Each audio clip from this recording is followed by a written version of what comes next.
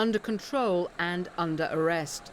A 19-year-old who'd taken one life and left others injured as he lashed out with a knife in a busy London square.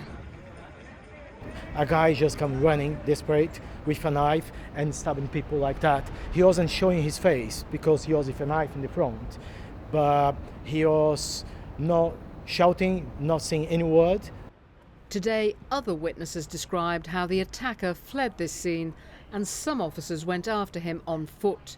He was eventually brought down by a taser stun gun. There was a guy running on this street. The policeman was following him, and he screamed every time, "Stop, stop." He was panicking. He wanted to get away. He was actually carrying a knife in his hand. He was being shouted at by the police, "Don't move, don't go any further, stop where you are," literally screaming at him as he's coming down the street.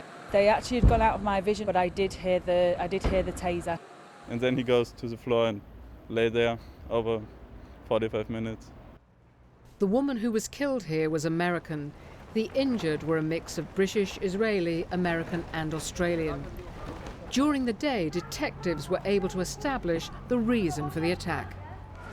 Whilst the investigation is not yet complete, all of the work that we have done so far increasingly points to this tragic incident as having been triggered by mental health issues. I emphasise that so far we have found no evidence of radicalisation that would suggest that the man in our custody is in any way motivated by terrorism. The way that so many police officers poured into this area so quickly shows how this city is primed to deal with a security threat. Instead, this was all about the safety of a group of people of different nationalities who were caught up in a random, lethal street attack. The man in custody is a Norwegian national of Somali origin. His victim, believed to be in her 60s, is being remembered at the spot where her life suddenly ended. June Kelly, BBC News.